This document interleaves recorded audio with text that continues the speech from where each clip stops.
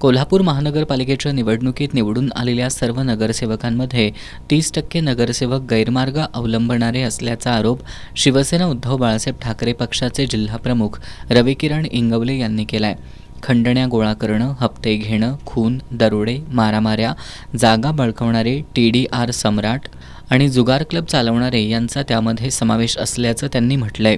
या सर्वांपासून सावध राहून चांगलं काम करून दाखवा असं आवाहन निवेदनाच्या माध्यमातून त्यांनी महापौर रूपाराणी निकम यांना केलंय.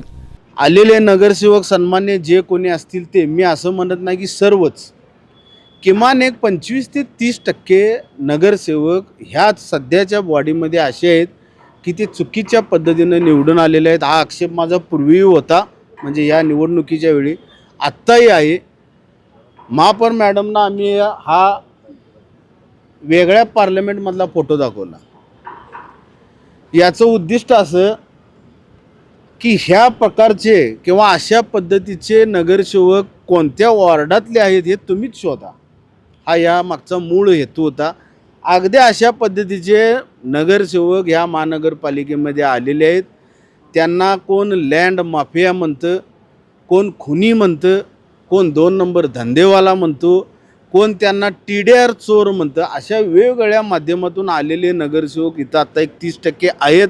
हा माझा आरोप माझा नाही, जनतेला देखील मी काय म्हणतोय किंवा मला काय नेमकं म्हणायचं आहे जनतेनं देखील आत्मसात केलेलं आहे. माझी विनंती आपल्या सर्वांच्या माध्यमातून की हा जो प्रकार आम्ही महापौरांना दाखवलेला आहे, ह्यापासून महापौरांनी सावध राहावं, लँड माफियांपासून सावध राहावं आणि चांगलं काम, जेणेकरून ह्या कोल्हापूर शहराला रणरागिणी ताराराणीचं नाव घेऊन संबोधलं जातं, अशा पद्धतीचं काम करावं. ते आमच्या भगिनी आहेत असं आम्ही आत्ता संबोधित केलेलं आहे. त्यांच्याकडून आम्ही चांगल्या अपेक्षा बाळगतो.